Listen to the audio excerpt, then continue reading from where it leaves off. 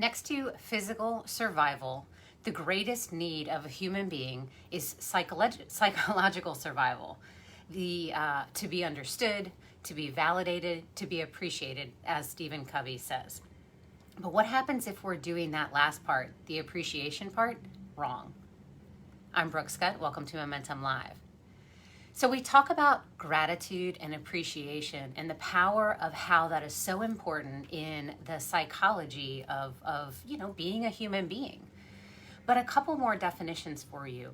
We're talking about appreciation today, but oftentimes we use gratitude and appreciation, being grateful and showing appreciation, as synonyms in a sentence, when in reality, gratitude is the feeling of being grateful for something.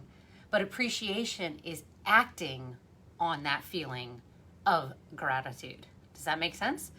So we're looking at appreciation. And recently I've been reading a book that's the 5 languages of appreciation in the workplace. And before you click off, this is really interesting because I had a couple of ahas that I want to share with you about that. The 5 languages of appreciation in the workplace are the same as the love languages in personal relationships, but the entire book is written in a context about our relationships in the workplace and why that psychological survival, that craving, the basic human principle of craving appreciation is so important. But I started with, what if we're doing it all wrong? And that was what I sort of learned in reading this book.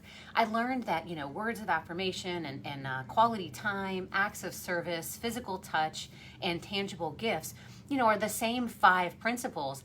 But what we may think is a way of showing that appreciation in the workplace, we're sort of dropping the ball. So, for example, words of affirmation is one that comes up most often. And words of affirmation we may think are saying, thank you, I appreciate you, great job today, I really appreciate the hard work. Or, quality time, we may think of just spending some time with a person, being in a presence together. But I tell you, here's what I learned. Sometimes it's just as important that those words are personalized versus saying them at all. It can be detrimental to a person whose appreciation language is words of affirmation if you give global compliments like, great job, everybody, really appreciate your hard work. Somebody whose love language is words of affirmation, that falls on deaf ears and actually can have a negative effect.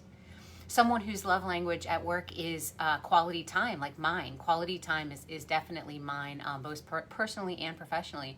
If you are spending quality time with me, what that means is I want good conversation. Time doesn't mean physical presence of being near each other. If someone is not tuned into a conversation with eye contact or engaging questions, or if we are maybe having lunch together and someone is on their phone or looking at their watch, to me that negates the entire experience of spending time with that person.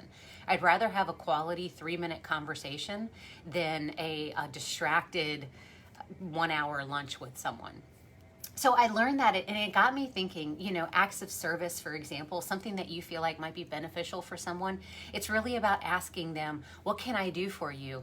And then if someone's love language is acts of service, usually, just a hint, you have to ask them twice, because the first time they'll say, I'm good. And then the second time when you really press, they'll give you the answer to that. What was the other one? Physical touch. That's a little bit different in the workplace. We're not really going around hugging and kissing on people in the workplace, or you shouldn't be. But nevertheless, high fives and handshakes and fist bumps. There are some ways to express that. Even though research shows that's probably the lowest one in the workplace. And then tangible gifts. Another thing that I thought was interesting about this one, again, was like the global gift. If you have a team and someone's love language is that, or that appreciation language is tangible gifts, giving the same thing to each person on your team can actually have a negative impact. And what it all boils down to is, that feeling of psychological survival that we have, that to be understood, to be validated, and to be appreciated is all deeply personal to each of us. So think about that as you engage with people in the workplace, colleagues and professionals. Think about personalizing all of your communication or your touches. I know it seems like a lot, but each one can make a huge difference in someone's life. I hope you enjoyed this. Have a great Monday and a great week, and I'll see you guys next week.